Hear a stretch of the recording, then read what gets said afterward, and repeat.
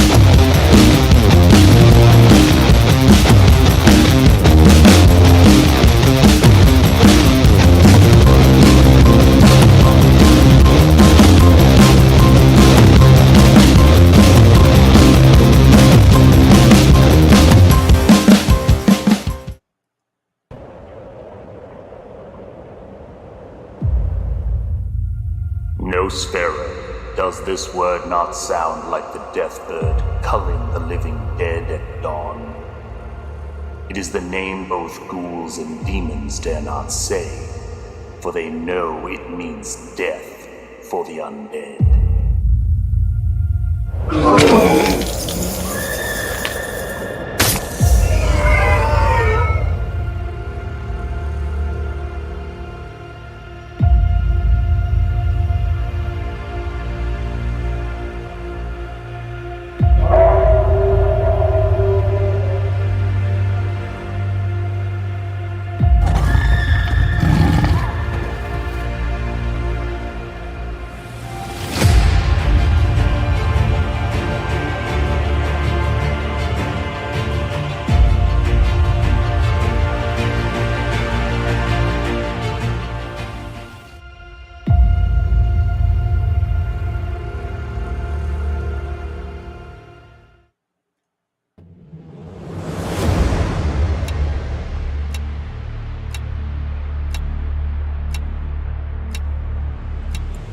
What if the fake news canceled the world's most beloved heroes?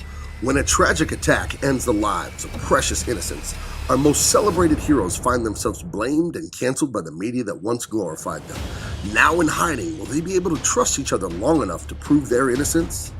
Well, they better fight as hard as they can, because if they don't, an even bigger tragedy is coming. And this time, it will cost millions of lives. Truth, Justice, American Way, the 64-page full-color graphic novel. Get yours today, only on Indiegogo.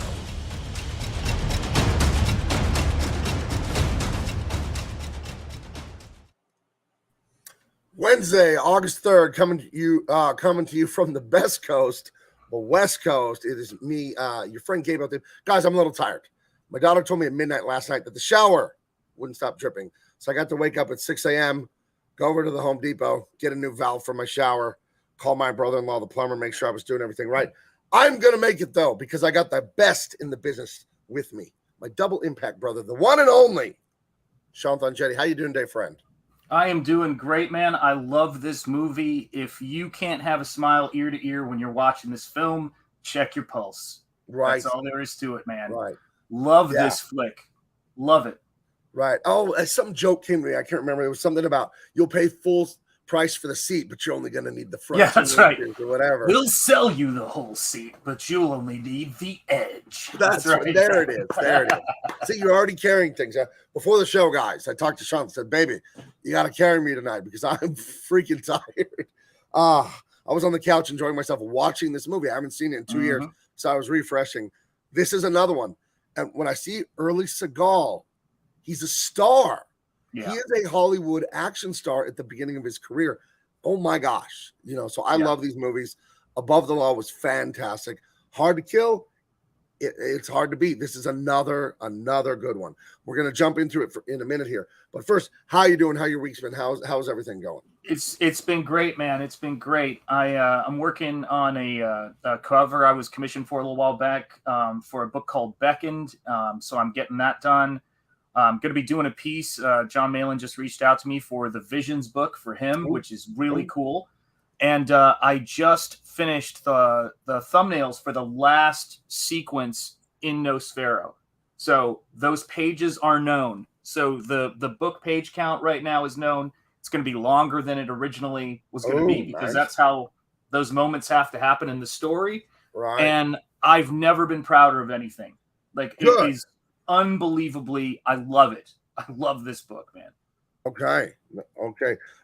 Can you maybe show a little bit of those thumbnails, or am I putting you on the spot? Something I can't because it's the end. Oh, okay. Yeah. You know what? As soon as I asked that, like, that's a dumb question. I will tell you this though. The last page as it stands right now has something you're only going to get in an indie comic, that you're only going to get in what we're doing here in Comicsgate, and I love it. It's got a female figure, statuesque, tastefully nude, embracing the hero. Can't get much better than that. I thought Nosfero would wake up from a dream at the end. I thought that's right. Covered in Cheetos. It's a very weird ending. It's kind of meta. Yeah, Nosfero's actually an Antifa member who was just having a really weird dream. He'd taken some DMT. That's right. He had a very strange dream. Julie just killed me with that. Hail, Julie. Wow. Early super chat from the great Tario Wade, who I pity because he lives in Los Angeles. I live in the Superior City, San Diego. Heart goes out to Tari. Hashtag I stand with Tari. He has to live in LA. I just tease him, Tari, because he loves LA, and I tease him about it. Anyway, the Gabe and Shant Show, starring Gabe and Shant, surprisingly. Yes, indeed. Right. Thank you very much. Yeah, it happened. Very generous. Thank you very much. Let's see. Anything else in here? Another one to rewatch, Lionheart with Van Damme. I just saw it on TV this week. Great, but did we watch Lionheart? Did we do it on here? Yeah, I think we did. Yeah, yeah. We must have. Oh, what a great movie. Let's get to that point. Oh, I made a playlist finally on this YouTube channel of all the Double Impact and all the Players Club. So you guys, if you're new to this, make sure you're subscribed and subscribe to Shenth and Jetty. There's a link in the description for our great comic books that we're doing, Nosfero and Truth, Justice, American Way. Check all that out. If you like what we're doing here, you're going to love that stuff. But I got playlists for you, so you can watch all of these if you want to catch up on this show or the Players Club that I do on Tuesdays. Which, that show has hit its stride now. That show is like, not even stride, it's gaining momentum. We're having so much fun on there. It's a hoot. Hey, I love the gang on that show, man. Some of my favorite people. Right. Look at this. Double Brewski, who we saw last night a bunch in the chat. Steven Seagal is very hard to kill while on deadly ground while he is under siege. That's right. Facts, as the kids say. Those are straight facts. Straight facts, homie. So you don't have art you can share. You want to tease everyone. I don't like this. Well, they've seen this. I think I've been posting this on my social media, but this is the cover commission I'm working on right now for Beckoned. So this is a pretty serious cover. Oh, you got a little bit of Alphonse going there. Oh, you bet. A little bit of Muka. So there's this, and so it's coming along great, man. I mean, every single page of Nosfero, man, is going to be a work of art, but you get to that point where when you get to that last sequence, and you guys know what I'm talking about, it's there, we talk about, Chekhov's gun and all of that other stuff, and how do you set things up so they have meaning. But if you write while you paint, if you're the artist, writer, and everything, it's almost like you're sculpting the story out, because every part of the story has to lead to a beautiful visual or a quiet moment between the characters. And those are the moments you add pages for, so they're going to be getting more pages. I said 30 plus, and it's 30 plus. So it's going to be great. I love it. I'm proud of you, buddy. You gained a few backers since last week, 443. Yes. Craziness. Let's get them up tonight, guys. If If you love what we do here, you think we're entertaining and fun, you're going to love buying this. Shanth is an artistic genius. He has captured pulp. And when I think of pulp, the first thing I think of is Conan the Barbarian, and he's got that in spades here. But it's horror too. This isn't Nosferatu, the vampire. It's Nosfero. Yeah. And if you, in my mind, I haven't read it yet, but in my mind, it's Conan the Barbarian / vampire hunter. That's how I feel about it. Yeah, with Cthulhu thrown in. So yeah, dude, it's like Solomon Kane, who is the first Robert E. Howard character created, who was a Puritan Christian hunting down, evil with flintlocks and a rapier. I mean, and it's got that element. It's got elements of the Phantom, but then it's like you said, it's the Cthulhu mythos is in there, and it is its own thing. It is a straight pulp character with heroism, and it's sexy. Yeah. It's sexy. It's got great action, great creatures. It's the kind of comic I want to exist. Yeah, and the things that frankly. That manga and European comics can get away with. And I'm like going, we're independents. For heaven's sake, let's be independents. Like with a good story, like Hammer horror movie come to life. Right. Absolutely. So everyone check that out. We'll get back to it, but we're going to get to Hard to Kill in just a second here. I've got great news, guys. The book I'm doing with David Williams and Gary Martin, we passed 110,000. We're on our way to 111 tonight. Just so great, you guys. And here's a little sneaky peek right here. Truth, Justice, American Way. There's page 1. You've seen that before. Many of you have not seen page 2, 3 spread here. Dude. You want fun? You want your superheroes back? Well, I got them for you in spades. This is it. This is everything you loved about comics when you were young. And it appeals to everyone, young and old. So I'm not telling you the name of this character. Not yet. Dude, when you said that to me, I make this stuff up while I'm lifting weights and I'm daydreaming. Literally, this character, I made it up while I was lifting weights. Dude, I flipped when you sent me that page, and I said, makes me glad I backed it 3 times. I got all 3 covers, man, because this is the thing. There's that. I went into a rant, and to the point to where people in the chat were like, you need to stop on CG Team the other night, because we were going around and people were saying, we're talking about the different artists. And I, of course, got on the subject of Gary Martin when they asked me if you could have, an original or somebody, do a piece or an original of one of your characters. Like, what would you do? What original would you like to have? And I was like, I'd love to have a Gary Martin original. And I took people to his Instagram and I was like, look at this stuff he does inking. When you've got David Williams doing pencils, you've got Gary Martin doing inks, and you've got your self-coloring. This is it right here. This is the comic stuff. They say it can't be done, and we're doing it. Yeah, look at this effect I added in here of like the screwed registration to like simulate they're like going through the static from okay, I'll tell you the thing he's writing. I won't tell you the bad guy's name writing it, but the thing he's writing, I love this so much, is called I'll write it and show everyone. You're going to love it. Eric Guapo cracked me up. Sorry, go ahead. Because what about a Jeff Goldblum original? I'm like, there you go, man. The thing he's writing is called, hold on, I'll put it on the screen for everyone. Killer Whale.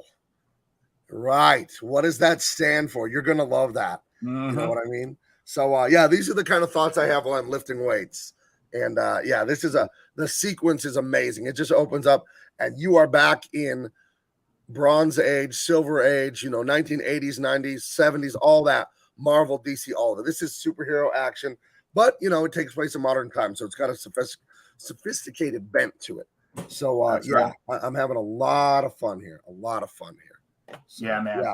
Yeah, I love this pirate captain who will remain unnamed for now. But, check out Truth, Justice, American Way. The link is in the description. Okay, here we go. Hard to Kill. Hard to Kill is coming, boys and girls.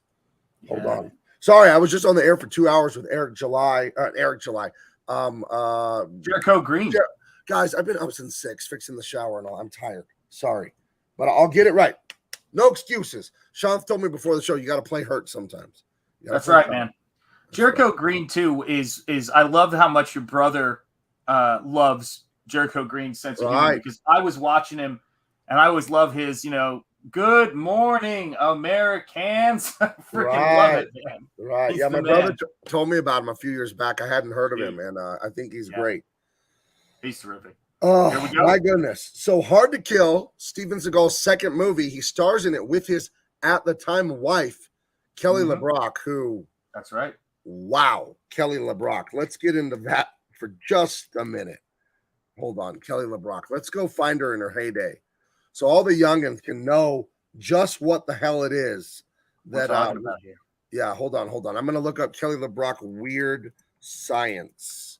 Yep. That's is what you need in your life. Now, you got to understand, I'm like 7 years old when I saw this, and we weren't allowed to watch stuff like this, but I was at my cousin's house, the same house where I saw the Aliens movie, and I wasn't allowed to watch that either when I was 7. I saw this at age 7. You understand me? Maybe 8 years old. You understand? Yep. You don't know what to do when you see something like this and you're like a little kid. You're like, I like her, is what you think in your head. And you don't know and then why. You think, why is my nose bleeding? This is odd. This is a weird reaction to have. Right. Yeah, man. What a vision she was. My goodness. My God, what a beauty. So anyway, this is Seagal's wife, and she's a co-star of this movie. So here we go. I just want you to have that clip from Coming to America where he goes, man, I could sop you up with a biscuit. God, jeez.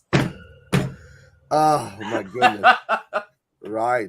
Oh, my God. Yeah, Kelly LeBrock, Weird Science. I don't know if we should ever review that. It's a ridiculous movie. I did end up seeing it as an adult. And, it's not a great movie, but it is kind of funny. I don't know. So, Eric DeGuapo, he felt funny when he saw that one. And, oh no, Chevelle, no. It's all right. You're gonna get through this, man. You're going to be okay, friend. You're going to make it.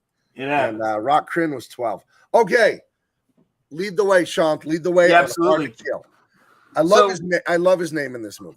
Yeah, man. I mean, this is the thing. You see a movie like this. His name is Mason Storm, and Mason Storm is doing some surveillance, and he's down by the docks, I'm guessing, and he is, where there's a meeting taking place, and he wants to see, what these people are up to, and they're having a meeting with a bunch of people who are, involved in organized crime, and he sees 2 people there that he doesn't recognize, and the person that he doesn't recognize has a catchphrase.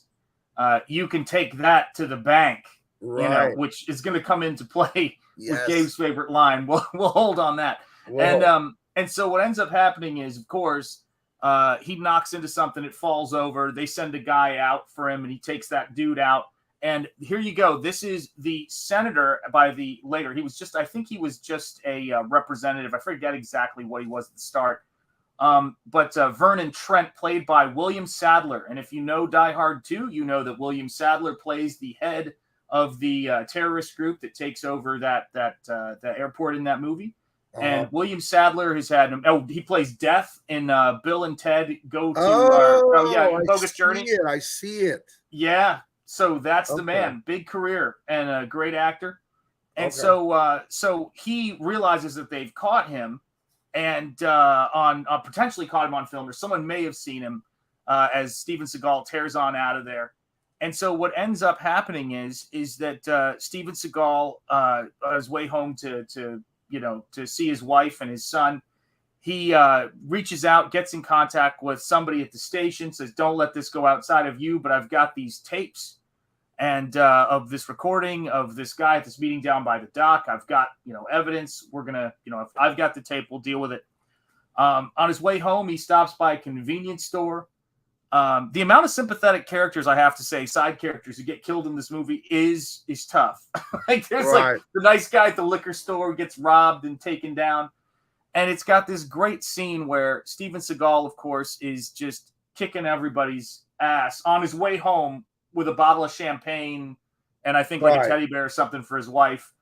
He just takes all these guys down after they shoot the gentleman who runs the convenience store.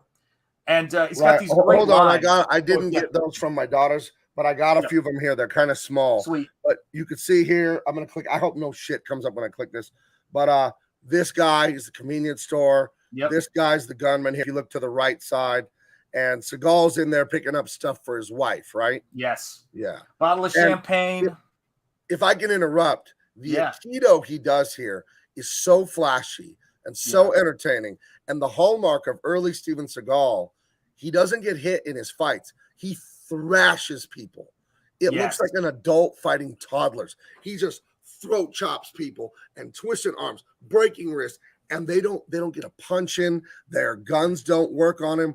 Their knives don't work on him. This is a great opening scene. Sorry, I'm in the image search. I didn't have photos from this scene. No, man, you go, man. It's and that was the thing. So yeah, and so he asked the guy, he's like, you watching the Oscars? And the guy's like, the Oscars. And little known fact, when he calls into the station, they're trying to set up the timing of this being 8 years, I believe it is, in the past. Right. It's 1983. I think it's 82, 83. Yeah. And so winning the Oscar on the television when his friend at the station is watching it is Ben Kingsley for Gandhi, which is a fascinating little note in this movie. Yeah. So he starts snapping arms and, ragdolling people all around this place. And the last dude, he gets down on his knees and he's like, the guy's like, I'm going to cut your heart out. He goes, oh, it's not fair. Because I've got this gun here and it's bigger than yours. I'll throw it away. There. How about this? I'll get down on my knees. Come and cut my heart out. And then he just demolishes the kid. And then comes home to his lovely wife. Right. Antonio Hicks, which movie was better, Marked for Death or Double Impact? I'm a Van Damme fan first, a Seagal fan second. So I go Double Impact, hence the namesake of this show. Sean? Yeah. I will tell you this. Double Impact, again, bigger Van Damme fan, but the two movies for each of these guys, my favorite movie in terms of repetition watching was Double Impact for Van Damme and then Marked for Death for Steven Seagal. So this is both damn good choices for me. Yeah, we'll get to Marked for Death. And those of you that were watching my channel earlier, I had the great, hilarious Jericho Green on. Go watch that when you're done here. And he asked multiple times if he could be a special guest on this show because he knows Van Damme and Seagal backwards and forward. Yeah, man. He's only 2 years younger than me, so he's like 3 or 4 years younger than Shuff. So this is right in his wheelhouse. So I think we'll get him on for Marked for Death because he loves the one-liners and that. Dude, one of them thought he was Jericho Green's the man. One of them thought he was invisible. One of them thought he could fly. So I think we'll get him on in a week or two or something like that. But he's all about it, man. You treat this little lady like the president of the United States. You hear me? Like the president of the United States. That's right, Steven. He's a great impersonation. Joe Musashi for $2. Thank you very much. Want to say Hard to Kill is free on the Tubi app. Everyone, check out Hard to Kill. It's a great, what is this, 1990 this movie came out? 1990. Right. Great year for action. Here's a great line Double Brewski has in that in the holdup in the convenience store. Yes. How about I show you what it's like to be a victim like this guy? Yeah, because they shoot that convenience store guy and it's terrible. Your heart goes out. So, but he gives those villains what for. So anyway, so we have him down by the dock spying. The bad guys figure out someone's spying on them. He stops at the liquor store, and then we go to his house. We see his wife. He prays with his son and tucks him in. He's a devoted family man, religious. They're saying the Lord's Prayer. And him and his wife, they start, having relations, right? Or are they asleep? Yeah, well, we got to go back. I got to say this real quick because these are the beautiful moments that get me. First of all, the way that marriage is portrayed in these movies is that your wife is beautiful, sexy, all of these great qualities. She's a mom too. She's got like these women were so like they were much like the action hero guys. They were standards, But he goes to talk to his son and he says talks to his son and he goes, you know what to he goes, what do you ever pray for what you want or something like that? And he's like, yeah, he goes, you know what the ultimate thing, to help you get what you want in life is, right? It's like you should pray for other people to get what they need and pray for things for other people. And his son goes, well, how do I get what I want out of that? And he goes, that's what works for. And I freaking loved that, man. Right. It's a beautiful thing. And I'll tell you, and then of course you're right. He goes and sees his wife. Now, I don't know about you guys, but my assumption by the end of the 80s, right into 90 was every single day when I got home and I saw my wife, she would be wearing some type of negligee, with a silk robe, waiting at the top of the stairs, her hair blown out to here. It needed some clearance on doorways. That's what I assumed. That's what I assumed it was going to be. and it is what I'm trying to tell you. Right. It's exactly what it is. It exceeded your expectations. It exceeded my expectations. That's right. She was like, and it's in the sultriest voice. She's like, I have your beef jerky and your Coca-Cola. And I'm like, baby. Oh, baby. Right. I've got Slim Jims on the grill. Oh man. Right. So when he gets the evidence, you were saying earlier, he gets the evidence, he contacts that other police officer, and the bad guys find out who has the videotape. They pick up the phone, listen in on him, talking to him. Right, of the soon-to-be senator or whatever he is, and they find out it's Seagal and then this other guy, and they assassinate the other guy, and they come to Seagal's home, and they shoot it up, man. They kill his wife, they shoot him, and he seems dead, and they chase his little kid. There they are, the aftermath. That's brutal, dude. And let me say this, man. If you needed the thing I like about this flick in particular is it's a great revenge story. If you needed a reason for revenge, you see this wife, you see this mother, she's this like sexy, beautiful human being, and he is like he's getting shot to pieces, he's desperately trying to protect her, and these guys are merciless. They go after his kid. Yes. Right after this. And the kid is ice cold. The kid is 5. Yeah, the kid is 5, and they are ice cold killers to everybody they encounter. It is some messed up stuff. Yeah, terrible. Yeah, man. It's terrible. And she was beautiful. My God. Yeah. So, wife gets smoked. He gets near dead. Yeah, blasted to pieces. And we go to the hospital, and I don't have a picture of it. Sorry. My daughter collects these pictures for me. She's getting really good at it. And one of the internal investigations guy who loves him is there. And he's arguing with some other cops, and they want to investigate and what's going on. And the bad guys framed Seagal when they killed him, right? Didn't they throw drugs into his drawer? Yeah, they were doing. They were putting something. Drugs everywhere. They were trying to make him like a dirty cop. And then he's pronounced dead, but he comes back. And when he comes back, his friend, who I think was working in internal affairs, if I'm not mistaken, but they're close friends from way back, right? Says, who else have you told about this? We're covering this up. They're going to try to kill him if they know he's alive.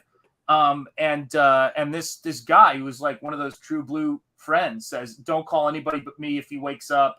And unfortunately, we'll get to that part, but, and he takes over, well, I don't know if that's a twist that we want to wait for, but either way. And so he's now in a coma for 8 years, as a John Doe, being looked after, unfortunately, by one of the ugliest nurses you can see or hear. Right. And again, this is just so people understand, this is what everyone should expect their nurse to look like. That is what we're trying to say here. There must be standards. That's just how it is. Hold on a second. As they say, hello, nurse. So that's right. Would you tell her to check your temperature, Sean? That's listen. No, this will be a family show for a little bit. Hail Teflon Ron with the super chat, man. My God. Oh, all right. Go ahead. What were you gonna say, Sean? Oh no, I just was gonna say, sure.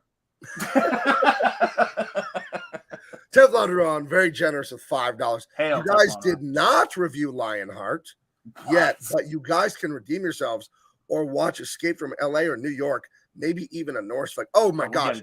Teflon Ron. I am trying to get my hands on Invasion USA. I've never seen it. Whoa. It's a Chuck Norris movie. And the review I saw, it's the most insane action movie ever. Exploding everything in this movie. Dual wielding Uzis, Chuck Norris at his finest. If anyone can get a hold of that, send it to me. Anything. I have a P.O. box. If anyone knows how to I tried to get it on Amazon. I tried to rent it. Nobody has it for rental. Nobody has it for sale. But I've heard Invasion USA is insane. It's a great Chuck Norris movie. We need to do Lionheart for sure. Right now, we're in a Steven Seagal, his first 5. That's what we plan on doing for 5 weeks. So then we'll get to other stuff. But we're in Seagal mode right now. That's right. I mean, he's here watching. We got to make him proud. So thank you, Ron. So anyway, he's comatose for 7-8 years, and I have questions, okay? His hair grew while he was in a coma. Yes. But for some reason, they shaved his chops. Yes. But they let him grow a 6-inch mustache and the goatee to go with it. Yep. What is going on? She liked it. That's what she says. He goes, there's that great part where he goes, did you give me this? And she's like, yeah. I also want to point this out. This movie has got some of the most hilarious lines in it. My favorite being when he's in the coma and she's checking on him. I can't even repeat, I don't think, half the thing she says on stream. You could say it, just clean it up a little, you know. Okay, so she asks him if he would like a little kitty.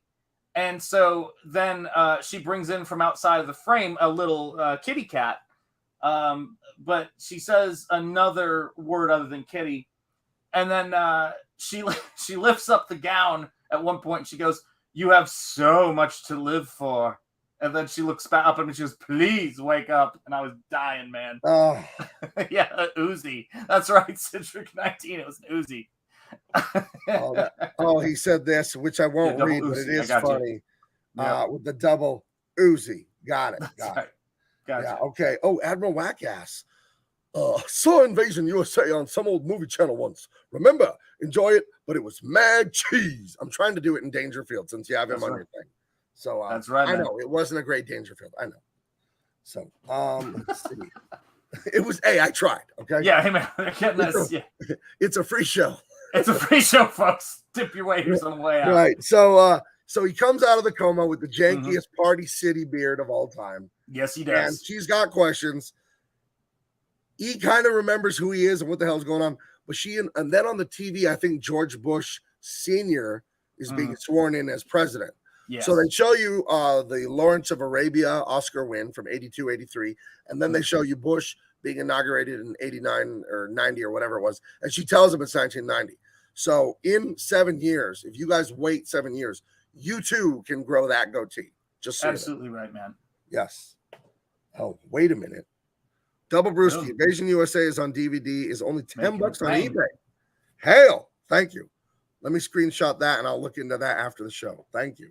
Yeah, and he wakes up because of he's having, like, as he's coming, conscious, he's having flashbacks to the hit.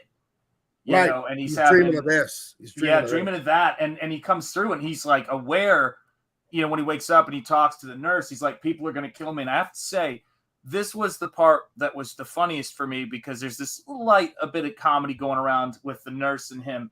But when he comes through, he wakes up, he's like, these people are trying to kill me. And he's trying to get people to believe him.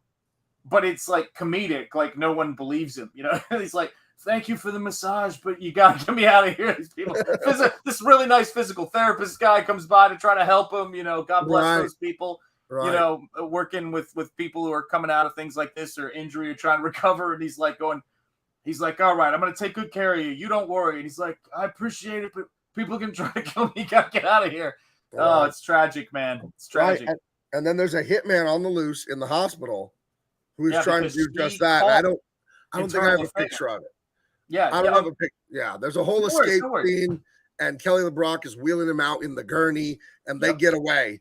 And they get away to this remote property, right? Yeah.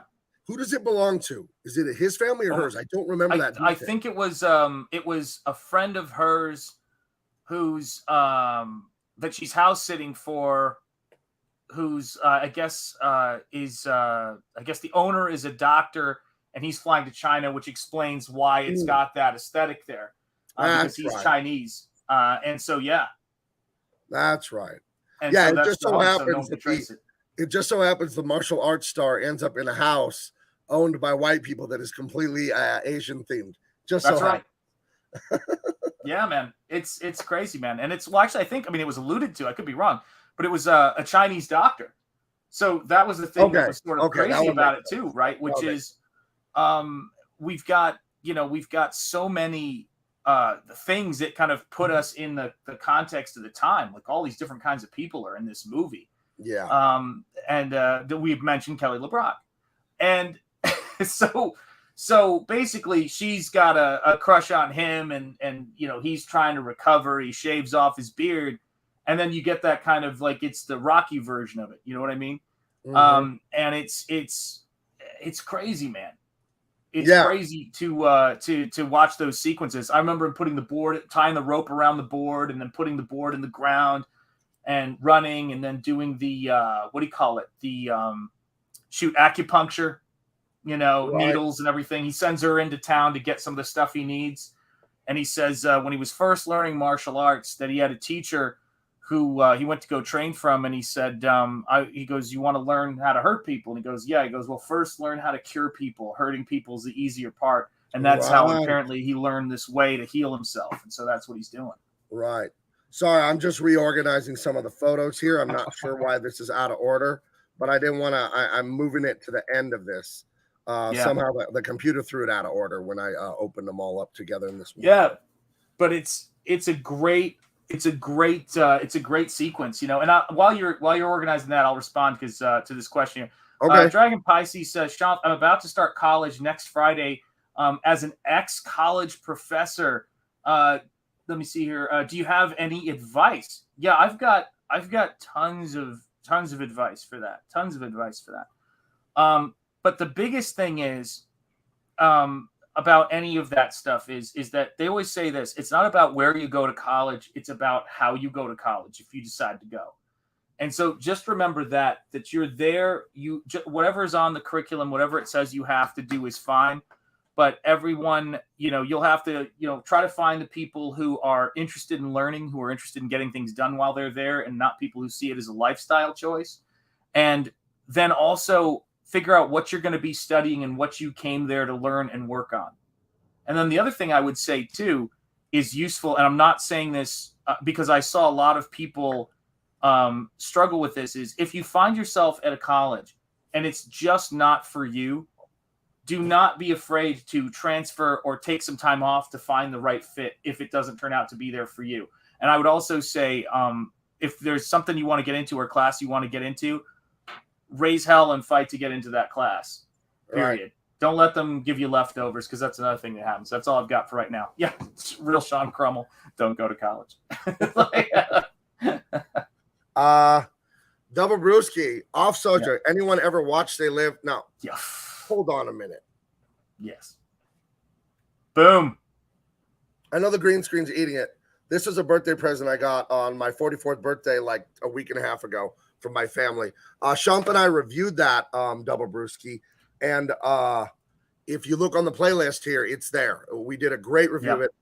I love that movie. I feel like that movie, there's nothing more topical to the clown world we're living in right now than They Live. Absolutely. What a great movie. Jeff Imada was the fight choreographer on that film. He was at least one of them, if not the fight choreographer on that film.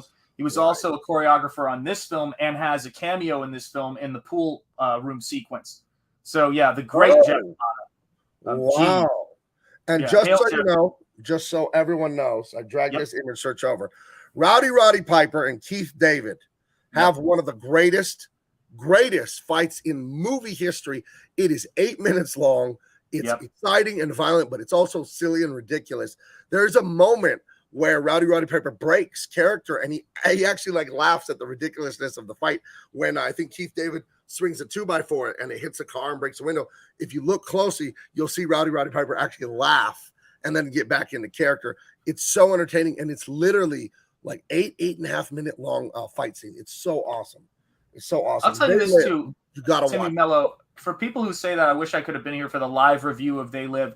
I do think at some point on this channel we may have to figure out a way, if it's on Amazon or something, to do a They Live watch party. Yeah. Or it could just be, if you've got it, get a hold of it on iTunes by hook or by crook. We'll say hit play now, and we'll watch it together. However we got to do it.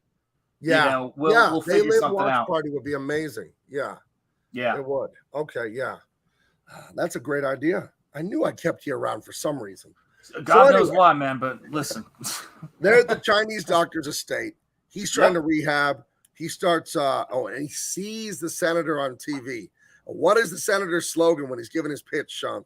And you can take that to the bank. He's got William Sadler's got the best voice for that kind of stuff. He's like, right. Yeah, he does come across very slimy, like a very, again, totally. And politicians have always been terrible through all of human history, every country, every nation in history. And we know it today in our world, how slimy all the politicians are. I don't care, left wing, right wing, whatever. I heard someone in some movie once say it's two wings on the same bird, right? Yep. So, but yeah, he plays a slimy politician to a T. It's fantastic. So, yeah. Yeah. So anyway, but he's here rehabbing. This was that thing you loved. Where he's punching, he's running up hills, and he's trying to get his strength back because, you know, he was out for what, 7-8 years growing that janky beard. Yeah. Yeah, I mean, dude, he's and I'll tell you this. I love Admiral.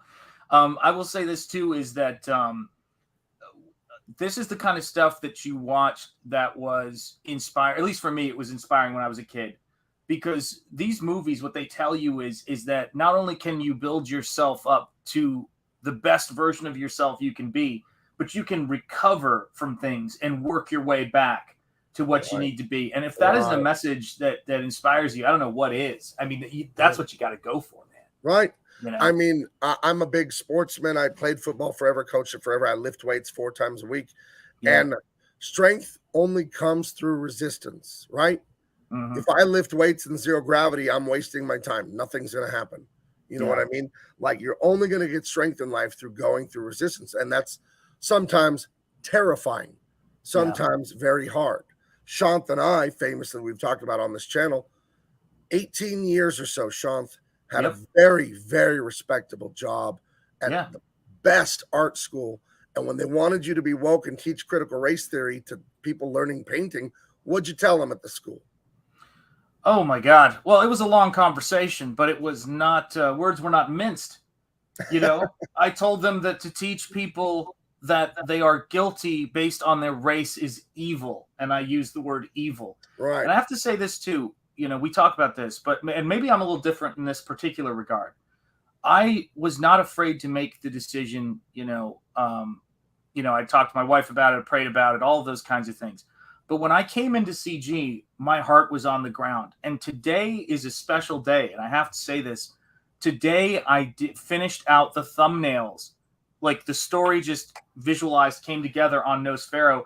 And I just thought to myself, it's the best thing that I've ever done. I have never been prouder of anything. And you guys, Comicsgate, and all of you guys who back independent books, who are back in Eric July and what he's doing, the Rippaverse, all of it. You lift us up, guys. You lift us up. And the story is, in a word, it's like a haunted house adventure story that is sexy as an 80s action movie. It is just everything. You're going to love it, guys. You're going to love it, man. Absolutely. Absolutely. Congrats, Shanth. So there you go. Thank you so much for getting out of that mess. So, yeah, that's why stories are so important. That you see, you can call Steven Seagal ridiculous. I disagree. I think he was an absolute star at the beginning here. Mm-hmm. And he falls all the way down. Wife murdered. Child, he doesn't even know where his son is. Coma for 7 years, and he comes back. And then, Sean, you have this great career. You could, teachers, they could be cushy and retire and, pension and health insurance. And you said, no, I will not do evil with you guys. And that's taking you down. Your job's gone. What are you going to do? How are you going to build it back? So when we tell these stories, Hard to Kill, Double Impact, Star Wars, Indiana Jones, when we tell these stories, we're telling ourselves, hey, this is possible. You can have your heart broken. You can have things in your life broken, and you can come back. That's why these things are so much fun and so important. So let's get back to the story. So man. Peacefully out there in the wilderness with the beautiful nurse Kelly LeBrock, training, he's getting back in shape. I mean, he was basically paralyzed when he woke up. He could barely move. And the bad guys are looking for him. You know what I mean? And then there's an assault on the estate, right? Oh, this is his old cop buddy, right? This is his old internal. Great actor, great character actor too. You know what I mean? It's. I got to say this too is that this is the there's a disease, and again, I don't want to get serious again. I'm going to wrap this up, but it's totally true. Is that it's there's this perversion of relationships these days that everything has got. It's like Freud on meth, and it's like these two guys. Well, what is it? No, I pity people who've never had really close guy friends or mentors or people. I mean, I certainly had some comic book artist mentors in my life and people who helped me. But this is somebody who is slightly older than him and took on the role of raising his son and hiding the fact that his son is still alive to protect his son. Right. You know what I mean? And I love that.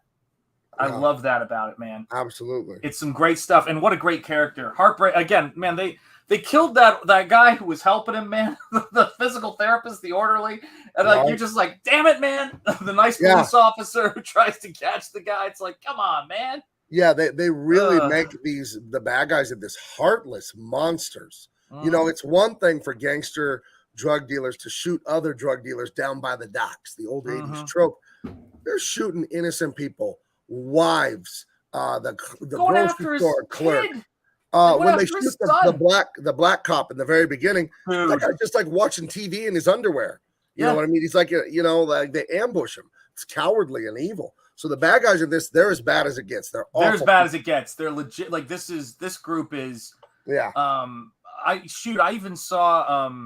I remember with the psychos in the movie The Professional, also known as Leon, that there was a sequence where the crooked DA, the what do you call it, officers shoot this little kid, and one of the guys chewing the other guy out. Did you have to do, like, what is wrong with you? In this movie, you got a bunch of guys who were just like unloading as his son tries to escape out the window, and thank God his friend got a hold of him. He ran to his friend's house, and his friend put him in school and kept him away, man. And it's a good dude, good egg. Yeah, good friend here. So they're reconvening here. Now, I haven't seen this movie in 2 years, and I was watching it on the couch, but I was like half asleep from getting up so early. What are they discussing here? Is he going to reunite with the son? Is he giving him an exit strategy? I forgot what they're talking about here. They're setting up a plan. He's got the tape. They're going to do a handoff at the train station. He's going to get on a train with Sonny, and they're going to get the heck out of Dodge. And this is the part where he says the line that I think goes very well with #WeWillWin, which is he's talking to his friend and he says, listen, man, he goes, we're going to win. You know why? Superior attitude and superior state of mind. And I freaking love that line. It is my favorite line in probably any Seagal movie. Just a great line. It's a great line because it's so true to life. Yeah, man. So true to life. Yeah. So that's right. He's setting him up. Him and his boy, they're going to get out of town. They're going to reunite and get the hell out of here.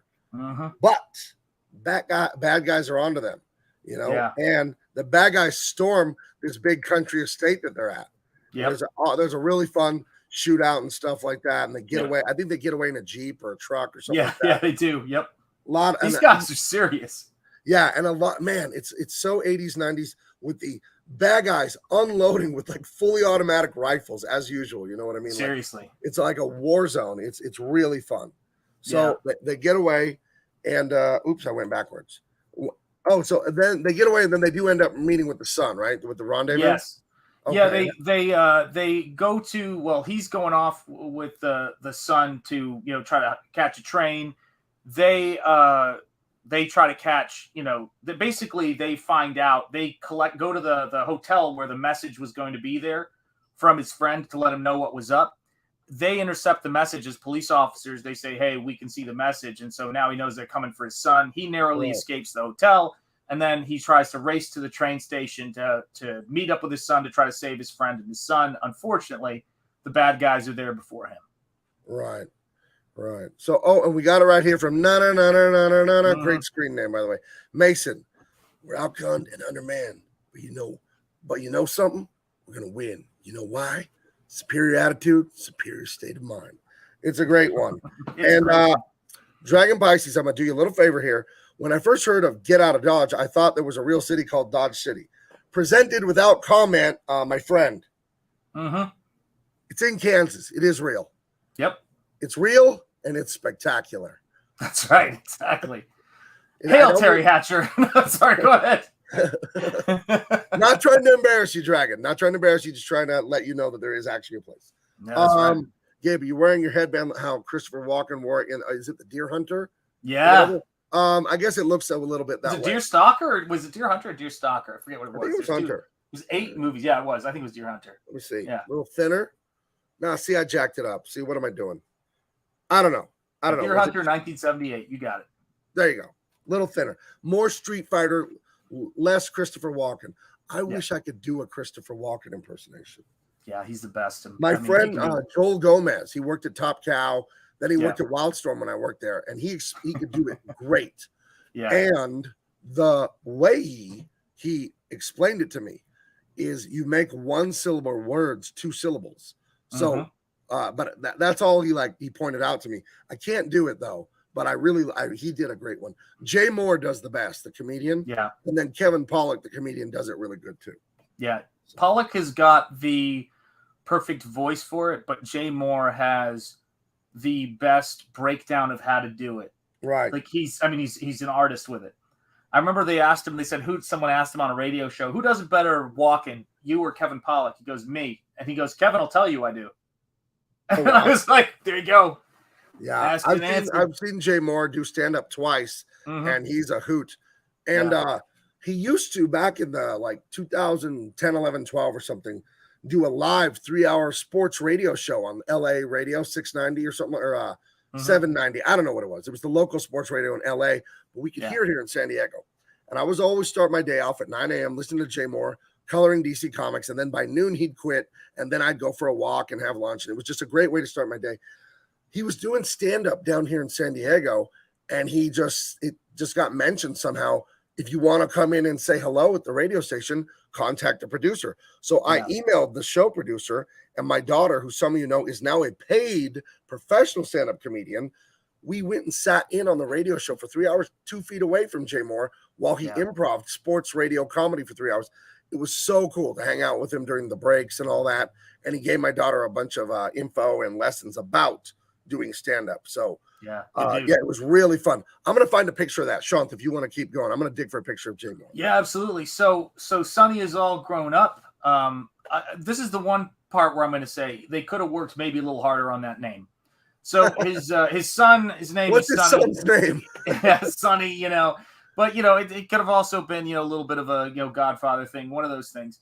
And, but it's, he's talking to him and he's like, all right, so remember what we say, like, if your dad doesn't catch up with us here, I'm going to meet up with your dad. I'm putting you on the train. I'll just be one step behind. And then all of a sudden he looks around and he sees the hit squad coming in for him. And he goes, all right, Sonny, remember what I said. I'll be a few steps behind. I forget what he says. And then he says for him to run, and he gets, as they run out the door, he gets hit, and he stays behind, and he's still trying to hold him back so Sonny can get some time running away as Seagal races to get there.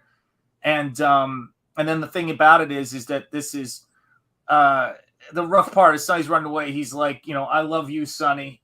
And he gets up, grabs a tire iron, and he's wounded bad, and he just walks at the guy. The guy shoots him. He hits him out with a tire iron, but that's all she wrote.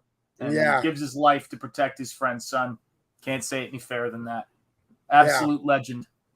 Right. Absolute legend. A very amazing moment demonstrating that brotherhood was to the death, which is the only form of brotherhood that's acceptable. You know what I mean? Yeah. And I think a thing we hit on in a lot of these movies we talk about, Sean, is brotherhood, which is completely frowned on in our modern society. Masculinity, brotherhood, all the masculine virtues of honesty and being resolute and all those things completely shit upon by postmodernism. And I think that's why so many of these old movies, you and I connect on them and love them, because brotherhood is very important to you and I. You know what I mean? Well, there's fathers and sons, and there's this is the thing too. I think that the great myth that we have right now is that people hate masculinity. I think they're afraid of masculinity. I think they hate the things that they're afraid of, but there's a fear factor in there. The thing I think they despise without even fearing it more than anything is femininity. They hate femininity with a passion, and you could see it by what a mockery they make of it. Do you know what I mean? I've often said that feminism is to femininity what masochism is to masculinity. Have nothing to do with each other. Right. Yeah. And it's unfortunate. You see these beautiful women, and maybe it's just because look, the last act of Nosferatu, I will tell you this one thing about it. I'm not trying not to spoil it, but when one is being sacrificed in an evil ritual, it's very Frazetta-esque. Okay. So Laurel is in a state of undress. Now that's 8 pages of female figure painting. So you do the math. But every time I sit down and I do a painting of a female figure, I just think this is femininity. This is a miracle. This is what is like the most beautiful for me. I mean, obviously, from my perspective, it's like God's grace in human form, sexy, beauty, everything about it. And that's something they're against in this too. Like he comes home to a nurturing, mother, a supportive wife, and a sexy woman in this movie. But then he's also got his guy friends, his people he counts on, depends on, and they're also those bad guys in these movies. They do a good job of giving you a range of people, but yeah, they hate femininity, man.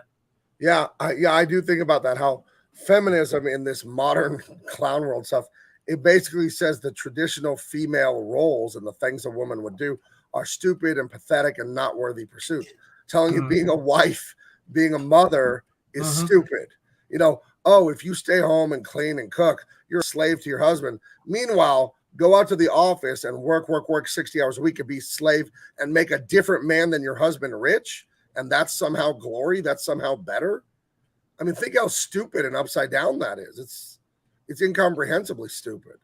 I think I got to be honest with you. I'm one of those people that, as Comicsgate and as indie creators, we're all grifters apparently, or so they say. We're the hardest. By the way, there are better grifts out there, and we're the hardest working grifters you're ever going to meet. Okay. But this is the thing about it. What an excellent grift to say liberation is going to work all day so that he can stay home and play Xbox. That's whoever came up with that is a genius. Bravo. And I want to understand how they pulled that off. It's brilliant. Yeah. Absolutely brilliant. Yeah, it's a good scam. Well, I've got too many thousands of photos on my computer. I can't find the Jay Moore thing right now. All right. But I'll find it another day. But he was great to my daughter and I. Good dude. So the thing about the 80s and 90s, we didn't have the Oh no, it is. I've shown actually, what am I saying? Hang on a second here. I've shown the book before. I have the hang on one quick second here, because I do have it. Watch me screw this up. But then, it's a day that ends in Y. What can you do? But you vamp now. I love this comment from Admiral Wackass. Make an LLC rich, LOL, a cold, unthinking system that cares nothing for its components past their utility to its continued profitability. That rhymes. You know it rhymes. Agree with you, Admiral Wackass.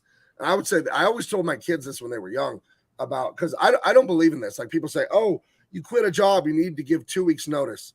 And I'm like, oh, is that the same company that lets people work all day Friday, then walks them out with their shit Friday afternoon?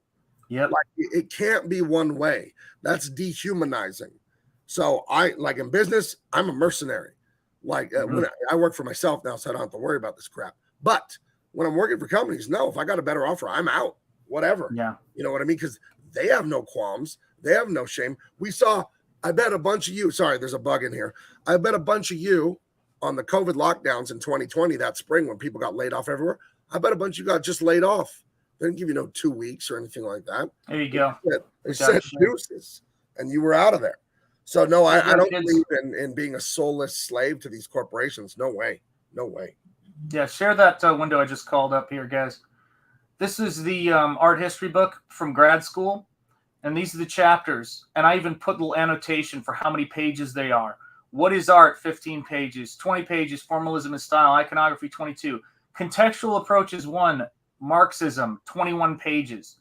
Marxism as a way to look at art. Contextual approaches 2. Feminism. So now here's the Marxism chapter heading. The 2 most recent art history methodologies that are that consider the economic social context of art are which have been influenced by Marxism and feminism. To a certain extent, these methods can be seen as reactions against formalism. No, they're not. That's an economic system. What are you talking about? Because the Marxist method predated and influenced the feminist method in its present form, we begin with Marxism. Did you see that? Right. And so now we're going to go to feminism. And stop me if you've heard this one, guys, because this is everything you're hearing. It happens in academia first. 2, feminist approach to art history is predicated on the idea that gender, there it is. This is in the 1995, this book was written. is an essential element in understanding the creation, content, not sex, gender. This is a thing here, new thing happening. Understanding for the creation of content and the evaluation of art. Like the art historians who have been influenced by Marxism, feminist art historians object to formalism. So once you understand this shit, it makes perfect sense. I've got it right here in a textbook. Right. Boom. And I love the very end. Can you bring it back up? Oh, yeah, of course, man. Sorry, brother. Because the last sentence, they tell of themselves, these losers. And you're losers. Commies, Marxists, you are losers. Just know it. You're losers. And nobody respects you, and you stink at everything you do. But let's bring that back up if you could, because I wanted to say something about the last highlight. Yes, of course, man. Let me move at the speed of stop and get this for you. Share. There we go. We're back in business. Okay. The very last thing these clowns say, they object to formalism. Now, what do we know about formalist art, Sean? Is it easy to learn, or is it hard to learn? Yeah, it's subjective, and they object to it. Yeah, it's hard to learn. Right. It's hard to learn. Yeah. That's why not a lot of people are great artists like us, because it's very hard. Yeah. So if you're a stupid little narcissistic tyrant, you don't like anything but your own pleasure, and everything that makes you feel bad is thrown in the category of evil in your stupid narcissistic mind, of course you hate all the hard work to be a formalist artist. So of course you say, you know what? I don't like it, therefore it's evil. We'll get rid of it as a standard. That's what all this communism, that's what this crap is all about, is that brotherhood, honesty, bravery, physical fitness, spiritual fitness, artistic skills, business skills, a strong marriage, a strong body, all of it takes so much work. You're fighting against the universe to do anything constantly. I said earlier, strength is only built through resistance. Yeah. And a narcissist, communist, feminist, Marxist, it's the same thing, by the way. It's the exact same thing, just different names. It's like Taco Bell. Taco, enchilada, burrito. Listen, it's great. Oh, wait, sorry. Go ahead. Sorry, Gabe. It's all tortillas, meat, and cheese. It's all the same thing. They just rename it chalupa or whatever they want to call it. But it's all shit too. Taco Bell and communism. One more last window. Taco Bell. And I promise we're going to get back to this, but share this one real quick because I just want to show you guys. These right here, this is what we do. This is what I do when I'm working on a painting. There is no politics in this. There's no ideology in this. Sean, your dad owned the paintbrush factory, and he just gave you those brushes and paints for free. And no, he owned the talent factory. Right. He just handed out talent. Thank you. I was going to get there. Yeah. He just fed you talent every night. It comes in a little bottle, and then you could just paint. Free supplies, free talent, free all of it. You didn't work hard. Why do you have this? Why do you have this and other people don't? Yeah, Gabe is a fellow brush inker and inker in general, an artist, much like myself. And when you see this stuff, this is what they're afraid of, because politics and ideology can't compete with watching technical mastery and the magic that comes from making art. And Gabe and I feel very fortunate because without the institutionalized patron system that deprives people who are objectivist and formalist artists, we don't get any support. You guys are that. You guys are that. Thank you. Yeah. All right. Let's kick some more ass. Steven. All right. So anyway, he's supposed to meet his son at the bus depot. That thing is ambushed. His best buddy, cop guy, gets killed defending the son. The son gets away. And then Seagal is going to hunt down the bad guys at like the governor's mansion or the senator's mansion, wherever this guy, I don't remember his political office, but he's going to go hunt them down there. Am I missing a scene, or is that what comes next? I think, you've got it, man. Okay. He rescues his son, and then he's going through the house, and he's like, he goes into the pool hall where the psycho, the true psycho guy is there, and he stabs him with a broken pool cue. Never was a man more justly murdered, period. There it is. But in that scene, someone he knocks out who's fighting with a pool cue is, of course, the choreographer, the great, we bow to you, Jeff Imada, who is just a absolute genius and been in the field for decades and decades doing absolutely fantastic, beautiful work. Right. If you love action movies, you've seen a Jeff Imada fight scene. God bless him. Amazing guy. So we get back to that opening sequence where he just throttles everybody in the liquor store, and he is a one-man army going through the governor's mansion or senator's mansion, or whatever this is. Yeah, man. And it's a thing to, and he's taunting them. That's right. He's writing stuff on different walls and stuff, isn't he? Isn't that right? He's writing "You're Next." He's writing anticipation of death is worse than death itself. I mean, that's wow. That's like some Cormac McCarthy writing. That is ominous. And yeah, he just goes around this place and does this to some people. You know, it's like if Michael Myers was the good guy, is what a Steven Seagal movie is. Right. You know, you're the bad guys hiding in the closet. Well, and that was my idea for Nosferatu, man. I mean, that because we've talked about that. The idea of making heroes that villains are scrambling to get away from, man. Right. You're Baba Yaga. You're Baba Yaga dude. Like John Wick, you know? Yeah, man. I love that stuff. And you say it in that Nosferatu trailer that the gargoyles and monsters don't even whisper his name because that name is death to them. Can we? That's very well written. I like how he gets this guy, the senator, with the gun in the mouth at the very end. Woo, so boy. When you're watching William Sadler in this movie, guys, this is the greatness of actors, really great actors. They are not afraid to poke fun at themselves or to play silly or to be the patsy in a scene to make the other actor look good. And William Sadler, we've seen him as a hardcore, terrorist, doing, martial arts and fighting Bruce Willis on the wing of a plane in Die Hard 2. We've seen him play death in Bill and Ted's Bogus Journey. And I love that, man. I love that about this dude. And he gets a double barrel rammed through his teeth into his mouth and led around the house. It's glorious. Right. Just go, Vernon, oh, Vernon. Yeah. As he goes through the house. Steven Seagal is such an amazing. Sorry. Steven Seagal is a great quote machine. Well, I'm bringing up a video. Yeah. Because there's a part earlier in the movie where he sees the senator or the governor, or whatever, on TV. And he's always, and you can take that to the bank. That's what this corrupt bastard is always saying. Mm-hmm. And, he wants revenge. His wife is dead. His son is on the run. He's in a coma. So listen here. This is, I've seen so many Steven Seagal movies. This is my personal favorite line. If I click play on YouTube and a diarrhea medicine commercial comes on, we're just going to have to all deal with it, okay? Hopefully it'll just play this 13-second clip. Yeah. Hold on. Listen good, because this is great.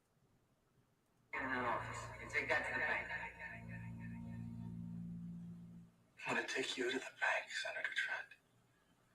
To the blood bank.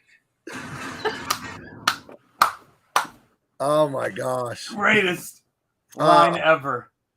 I'm going to take you to the bank, Senator Trent. The blood bank. And then they get that great Law and Order. It's similar. It's not the same, but yeah. Yeah, man, that's glorious. Turns out he delivered on his promise. He did take him to the blood bank. That's right. And that was a great quote that, where was it? Double Brewski had. The best line when he shoots at his balls with the 12 gauge. I missed. I never missed. They must have been smaller than I thought. Mm-hmm. That's right, man. Oh, too good. Too good. Yeah, man. So he gets his, he gets his revenge. This fool gets sent to jail or whatever. The cops end up showing up near the end. I've seen the tape. He's exonerated. Yeah. He's exonerated for being a druggie, whatever the bad guys framed him for. Remember, when they killed his wife and near killed him, they threw drugs in his house, like in the drawers and stuff like that. So, absolutely. Is there a denouement to this movie? Is there a scene after they arrest him, or does it just end there? Because I didn't watch the very end. It just kind of ends. If I recall correctly, it just sort of ends, there. He's with his son. Like, I mean, I just saw it a few minutes ago. Maybe I'm, my brain is starting to fade. But yeah, it pretty much just wraps up there. And the thing about this isn't that interesting that in this movie, the dirty cops accuse people of being dirty cops? Where have I seen that before? Oh, man. Yeah, the people project their own problem. I heard this thing about these dudes calling everyone racist, bigot, homophobe, transphobe. You don't say. Yeah, and then check it out. It's wild. I don't know if you know about this. They call everyone like a bigot and that you put everyone in these classifications. And then they put everyone in these groups by race and gender and sexual orientation. So it's very confusing because they literally categorize people by their group. And then they tell everyone that everyone's a bigot, categorizing everyone by the group. It's so crazy. You'll hear about it. It's been in the news. You'll hear about it sooner or later. So, yeah. Yeah. Weird. Yeah, stuff. I mean, it's here's another thing, too. You may have heard from time to time about people who are friends, who are on shows together all the time, having occasional disagreements about things, Right. resolving things, and What? moving on in No. CG. You will No. not hear about that happening in the Kumbaya crowd. Well, if you disagree with me, Sean, there are two answers. Yeah. You are evil or you're stupid. That's or it. it involves ribs. I don't know. Like, I'm spitballing here, man. Right. But no, but think about this for a second. It's like these people want to be in a room filled with a collection of mirrors. Right. And it's like when you see a movie like this, we'll debate all day about what our favorite flicks are. But at the end of the day, we're like, all right, so I guess we'll watch them in order then. Yeah. Like, right. Well, I mean, look at how brilliant this concept is, because it's the 40,000-foot view. Comicsgate is literal descent. Mm-hmm. Right. So, of course, we can disagree with each other within Comicsgate, fans, creators, and still love each other at the end of the day, because we know what we do agree on is the most important thing. We agree on liberty. That's what this is about. The liberty to say, I am conservative, and I say it in public, and I get to keep my job at Disney or DC. I don't have to run off. I don't have to work under a pen name. We disagree with that concept, and that's why we're here, because they disagree with the concept. They say, no, you will fall in lockstep and you will listen, or you won't work here. Fine, I'll go make millions of dollars with Eric July. You happy now? So, yeah. And when we talked about who our favorite or what comic book artist in Comicsgate we'd like to have an original from, so we agreed on some, but all of us had our own answer, which was really cool. Like, we were all like, oh man, I love this, I love that. And I freaking love that we're talking about art. Like, if we're talking about art, we're talking about movies, we're talking about action, we're talking about friendship and brotherhood and life and family, man. I'm in the right space. But, you know what I mean? But what am I supposed to do, Sean, when someone disagrees with me and I don't like that and I don't want to allow them to disagree with me? Should we cancel them? Sorry, I was thinking about Kelly LeBrock. What's even happening now? I feel like Chevy Chase at the underwear counter in Christmas Vacation. Oh my God! Oh, where am I? Ooh, all right. I guess it wouldn't be the Christmas season if the malls were any less hooter hotter than they are. He's great in those. I wasn't allowed to watch those on little because they're pretty dirty, but I did see it. It is what it is. Yeah. I did see. I saw Vacation. I didn't see Christmas Vacation. I don't think. I did see Vacation. It's good stuff. Yeah, absolutely. Oh, Zayd Comics is in the chat. Okay, so this is a good one. This is about revenge. It's classic Seagal. It is prime. This is only his second movie, right? Yeah. Because you had Above the Law was the first that I know of, and then right here, Hard to Kill.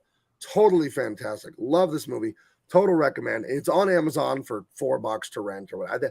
I bought it. It was $9.99 on Amazon to buy it, just to own the digital file or whatever.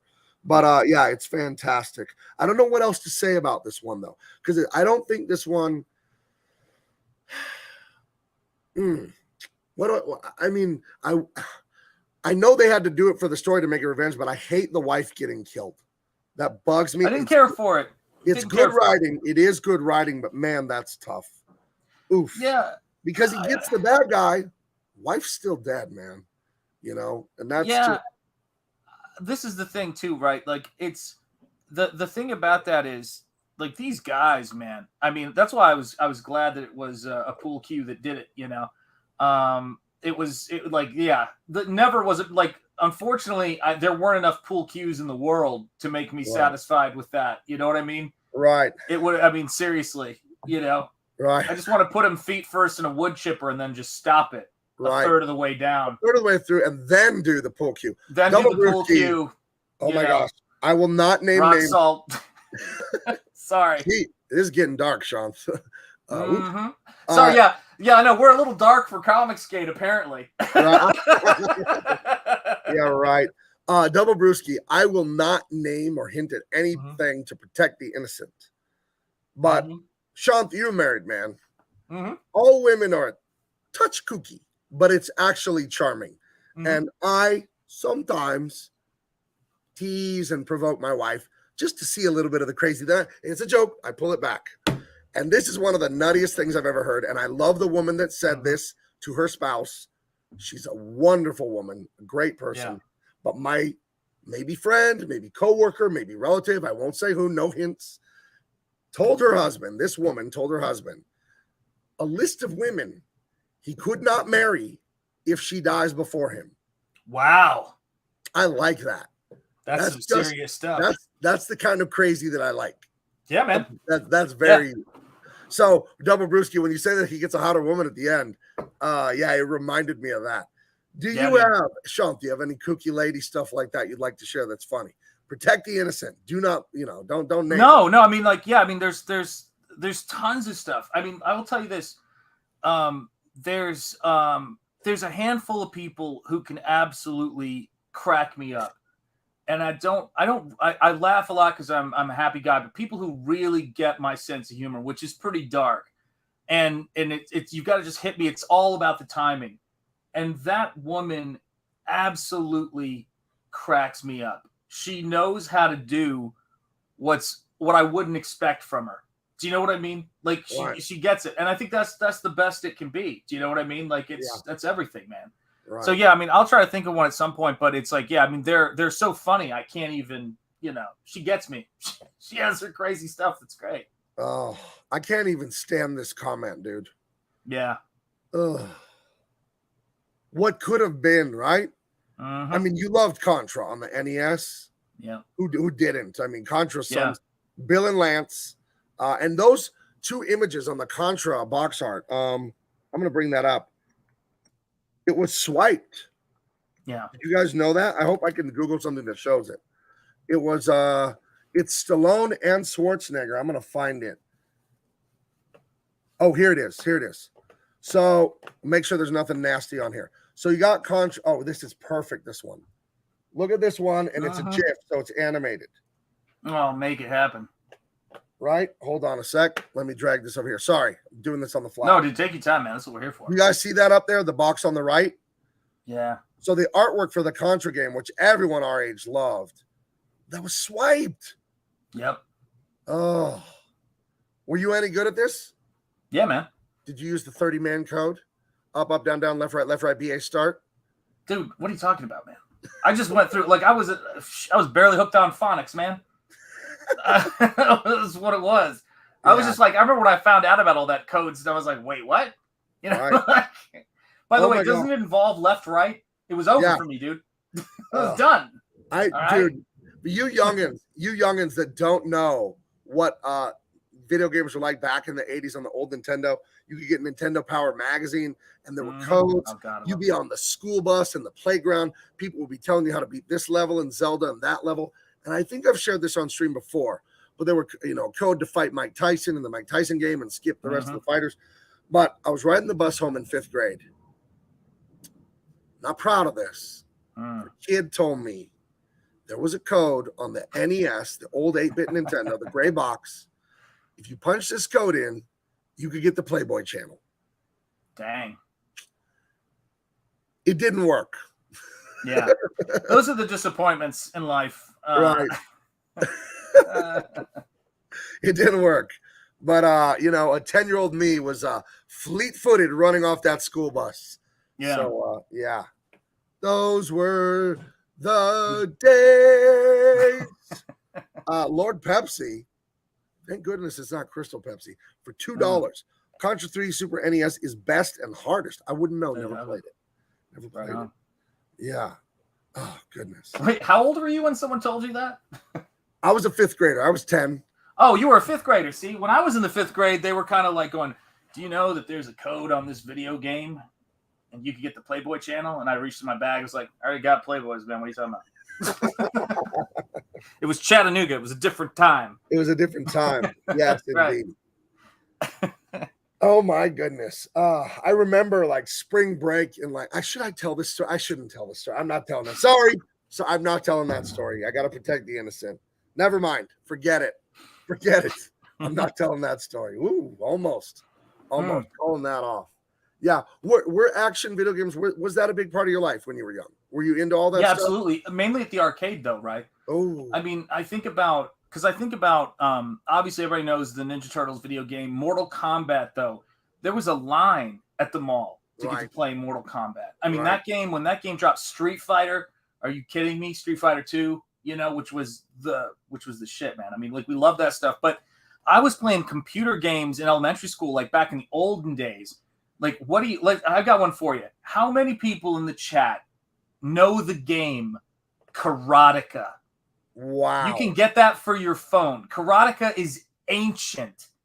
It is an ancient game. Let's see if we get some Karateka people here, man.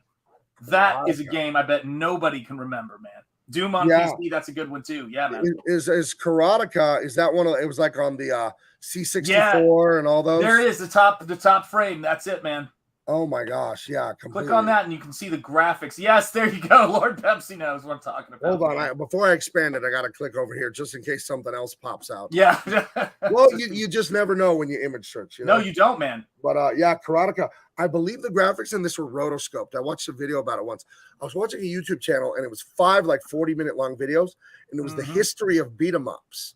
Yes. And I think they start with Karateka and they go through. They go from the 80s all the way up to like the 20 teens or whatever. And it's I'm only on the 3rd video. You know, I don't have too much time to waste watching this stuff. But it's a fascinating video. If I can find the link to it, I'll share it. But yeah, it was the history of beat 'em ups on YouTube. It was fantastic. Well, Henry Bemis, you might be right on the pronunciation. I just want you to picture me in Chattanooga, Tennessee going, "Hey, man, it's Karateka." that's how we pronounced it. My name was, what was my name? Ann Jetty. Ann Jetty? Ann Jetty. Well, I loved the music to this too. I know it sounds ridiculous, but when I saw somebody saying that, it was Lord Pepsi saying best sound in music. I loved that stuff. I still hear it in my head, man. Really? It was just so great. And but see, this is when we had nothing. And I just think, but that's the fun that we could do, man. Right. That's the fun of stuff we can do. We've got people who make games, everything. Hold on. Let me see. This is it here. Let's see if we can get to you got to get to the opening of Karateka. That's the key.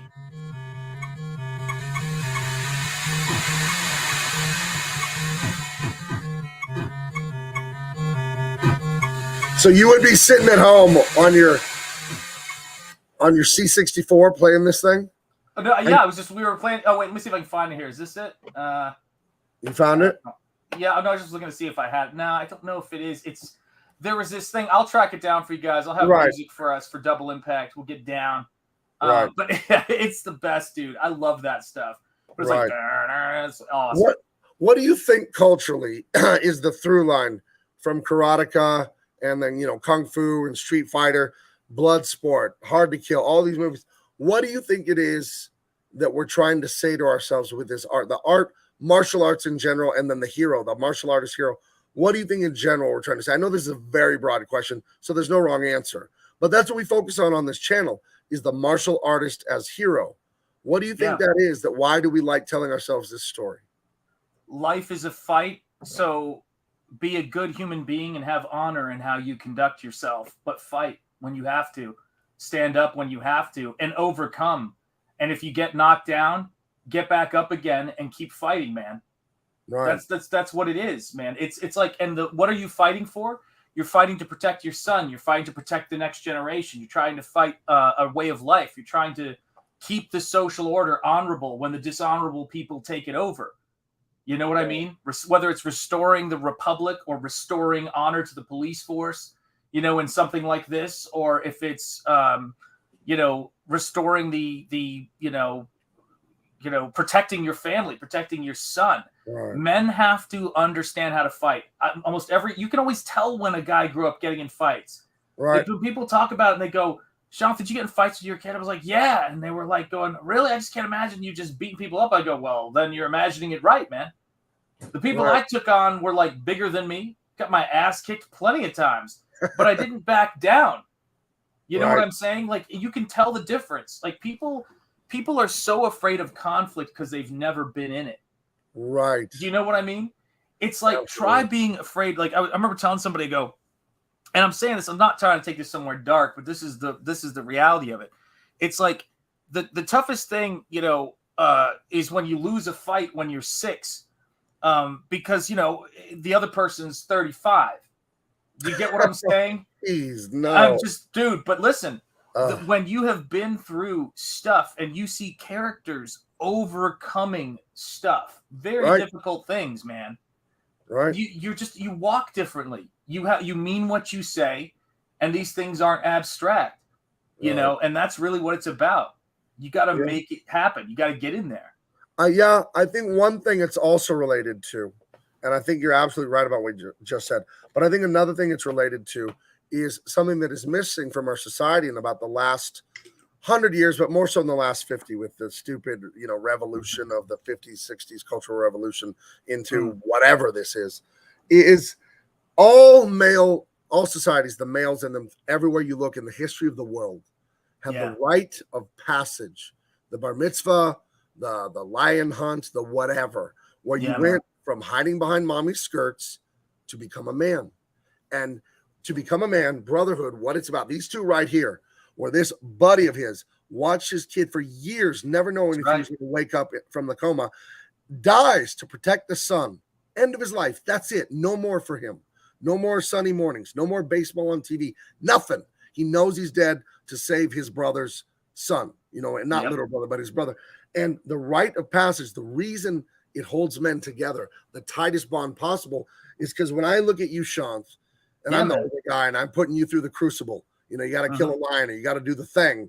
Yeah. I know once you do it, you understand me and you understand what's at stake. And I know that you have earned your place and you have suffered just like me. You have the bruises, you have the scars, you have the traumatic memories, you have everything I have, and you've gone through the rite of passage. And you look at this extended adolescence we have now in the West, where people are forever a high school senior into their 30s, 40s, 50s. I know people in their 50s posting their Xbox stuff like, oh, I'm playing GTA. Like, shouldn't you be mowing your yard or something like that? And whatever. But I think we don't have a rite of passage for men in our culture anymore. We don't have it culturally organized. Some families have it, some don't. But as a culture, we don't have it. We don't agree on it.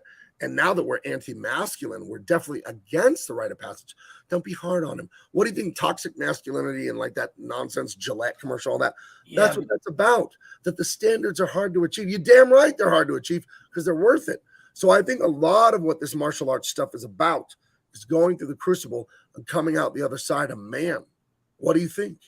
Yeah, I agree, man. But and you're right. And I would say that just to add that onto it is, look for the scene in all of these movies where these male characters ask another man or ask a woman if they have permission to be male and masculine. If you're a man and you're waiting around for society to applaud you for doing the right thing and for being a man, then you're in the wrong business. That's not how it works. Right. Do you know what I mean? You can choose to be a man at any moment and do what you got to do in your life. Not just a male, but step up to the plate. Take care of your shit. Take care of your responsibility. Right. That's it. And that's why I think learning a trade, learning a skill is a huge part of what we pass on to people. You know what I mean? It's like when somebody is very critical of your work. We talked about this with all of our mentors. People, the worst thing you can get, just speaking to the advice for a college student, if you find people who can only offer you canned criticism, it's useless. If they can only offer you canned advice, canned praise, it's useless. But look to somebody who knows how to push you right up to the edge of your abilities repeatedly and gives you breakthroughs every 2 months or so. You should have a huge breakthrough. Every month and a half, you should have a huge breakthrough of knowledge when you're being trained well. And that's what it is. That's what discipline is. Right. Yeah. And I really do think you're absolutely right. Strength is only built through resistance. And we do need to have that training and that hardness. And we need to understand it's not just good. It's essential. It is essential for our culture to propagate. Without men that have gone through the crucible and come out the other side, and now you have the confidence and the experience to say, oh, I did X, now I'm one of them. Man, I can do all kinds of things they do, right? Because if you can go through the rite of passage to become a boy to a man, now you're standing in the man's world. You're a rookie man, but you're a man nonetheless. You can look at other men, 20, 30, 40 years your senior, and look at what they did, and you go, well, I did the first thing they did, became a man. I bet I could do this other shit they did. Maybe I can improve on it. Maybe I can take what they did and then add to it, which is the opposite of communism and postmodernism. Postmodernism, communism, it takes the achievements of father, of mother, of all your society, throws it away, says it's stupid, and I know the way as an arrogant child.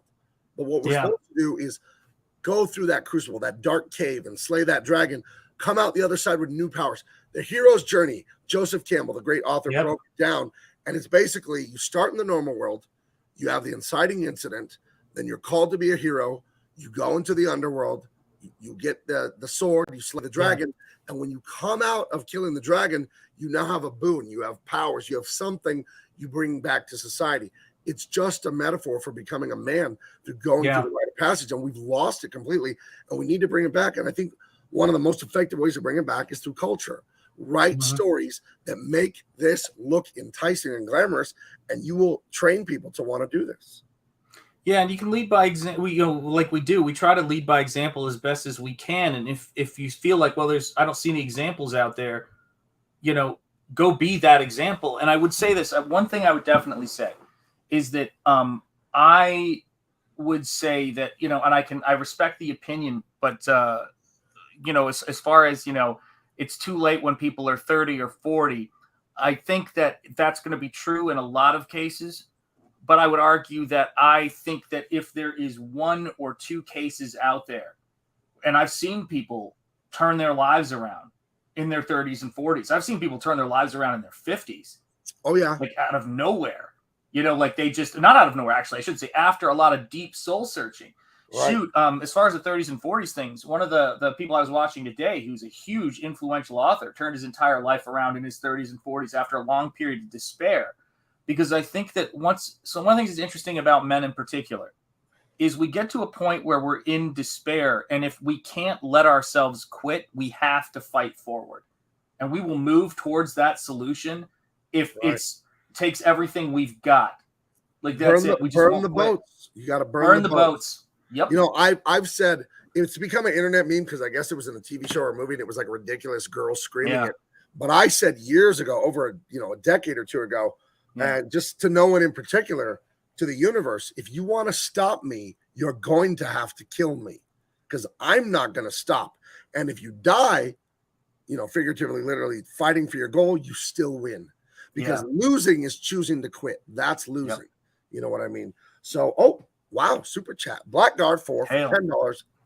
So honored, so humbled. Thank you. Very generous of you. This right here is why manga and comics are dominating the market. Both recognize the important roles of men and women. Neither is denigrated. Each is valued in their respective role. I agree with you 100%, and I'll take it one further. Not just valued, celebrated, friend. Celebrate femininity. No one loves women more than us. No one loves masculinity more than us. We love it. A woman in Sean was talking about the beauty of women, and it can get silly and it's like horny talk or whatever.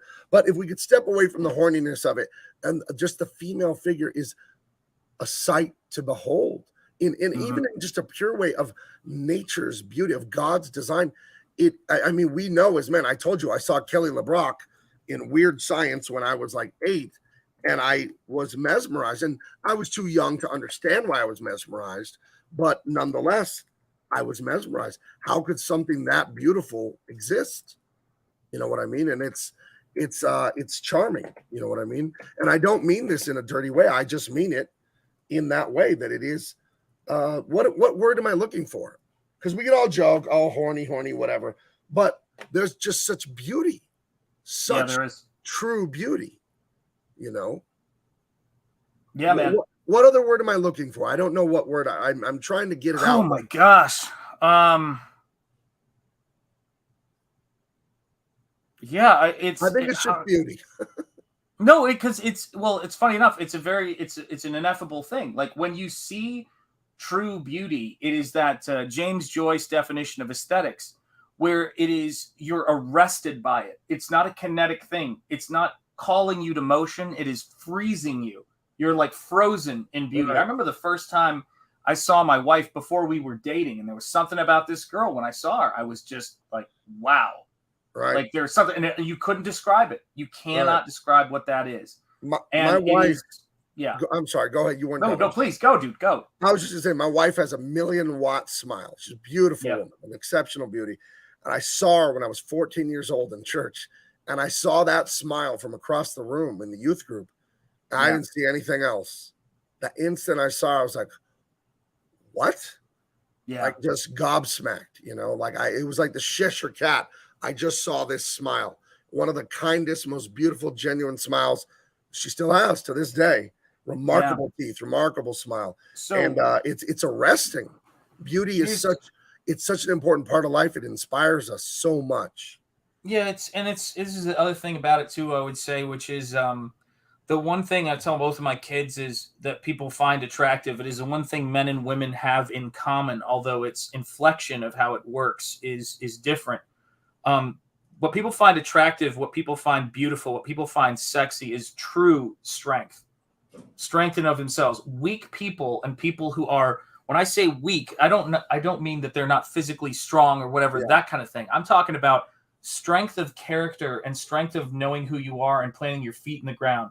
You take care of that stuff first and the rest of it will come. Right. If you really cultivate that strength. And so when you see a woman who is an utter knockout and knows who she is, I'll give you one of my favorite examples of it. And I hate to dip into Tug's territory here, but when you were watching the lawyer, I forget, I'm blanking on her name, and for Johnny Depp, and the expert doctor witness for Johnny Depp, guys were like, oh my.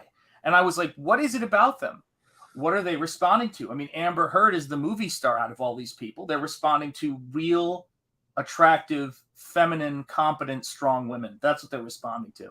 That's what men find attractive.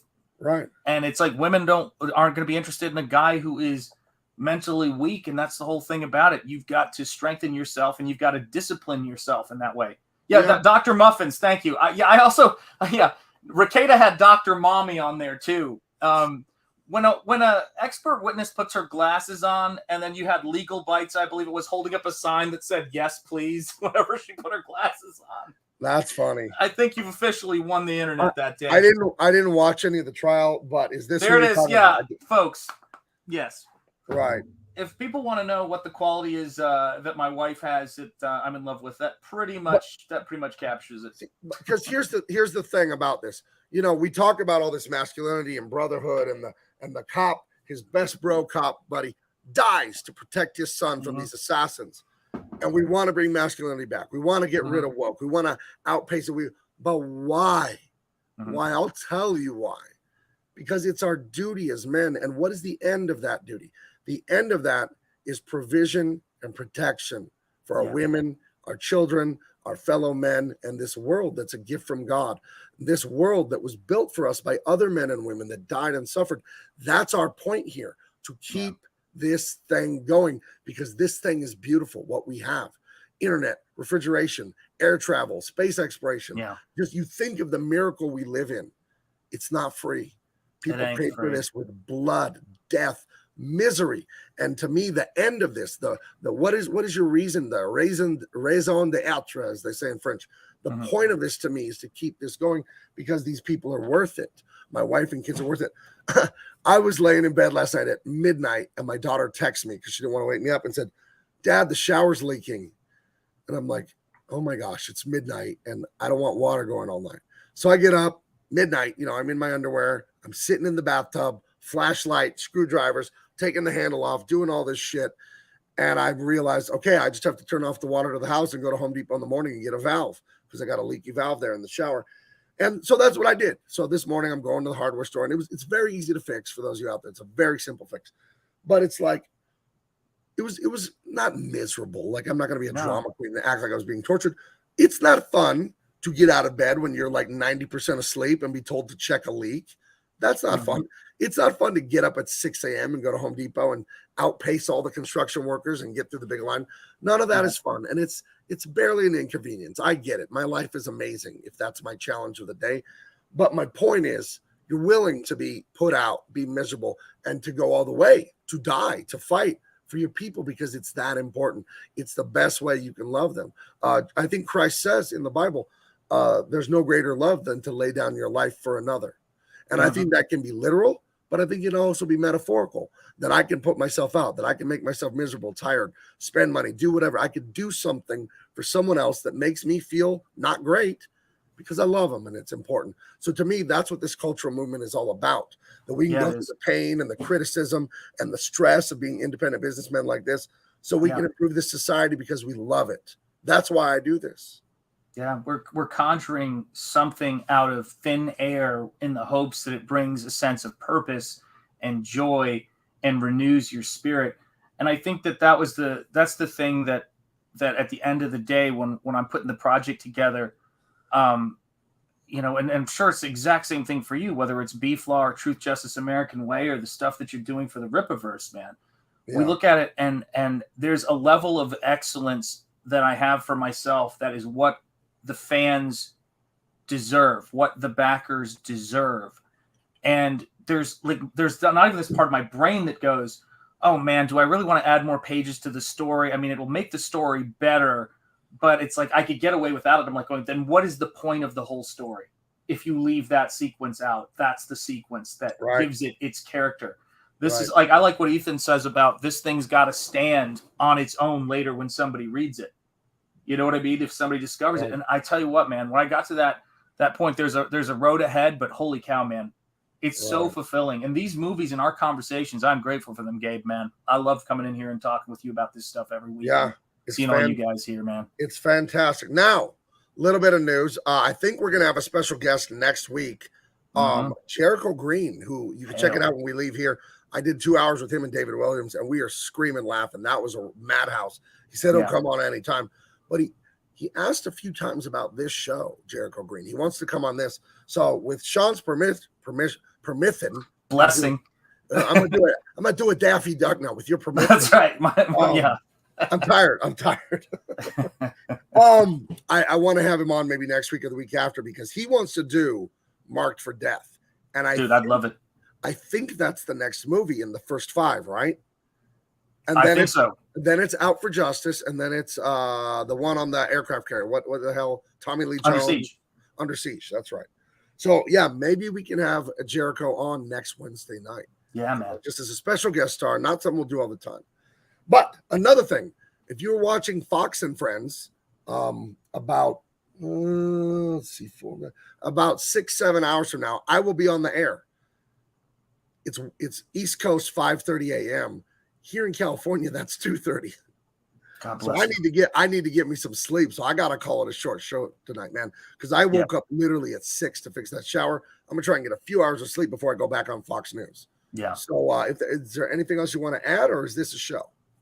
This is a show. Hail to the chat. Thank you guys for being here. You guys are the best. Yeah, absolutely. So the final summation on this: Hard to Kill is great. It's really fun. He's got the jankiest beard ever when he wakes up from that coma. But this is a good one, and it has my favorite Seagal one-liner of all time about the blood bank. What's your sum up on this movie, Sean? Yeah, this movie has got some of the best rewatch value of a Seagal film. It's got great action, a great supporting cast, some great action scenes. They don't make them like this anymore. And hail to David Brohawk Williams. Right, that is the illustrator of the pencil illustrator. Gary's the inker of Truth, Justice, American Way. So go out and buy that book, guys. I need you to buy that so we can keep this culture rolling. It's not free to draw or print any of that, and your support means the world to us. I'm just so pleased that you guys want to do that. And go check out Nosfero. Shanth is in the end game there. He's laid out the final pages, so that thing is coming in hot. It's going to be awesome. It's going to be so both good. In the chat. Make sure you're subscribed to this channel. Hit the like, hit the share, subscribe to Shanth and Jetty. What is your YouTube, Shanth? It's Shanth and Jetty Art on YouTube, Shanth and Jetty Art on Twitter, and Shanth and Jetty Art on Instagram. You can find me anywhere. And Nosfero the Crypt Walker only on Indiegogo. Okay. Link is in the chat. Thank you, John. Okay, and one last teaser. I'm not going to tell you guys how or why, and it might not happen. There's a chance very soon I might get to talk to Jean-Claude Van Damme and Steven Seagal and some other people in all this space. Yeah. Might not happen. I don't want to promise things, but there's a good chance that this might happen very soon, that I could get to talk to them. So don't want to oversell it, but I thought I would tell you guys because it's a pretty good chance of some of this stuff. So We'll find out more about that in the weeks to come. But love you guys. Next week we are doing Marked for Death, maybe with Jericho Green here. It's going to be awesome. Talk to you later, okay? All right.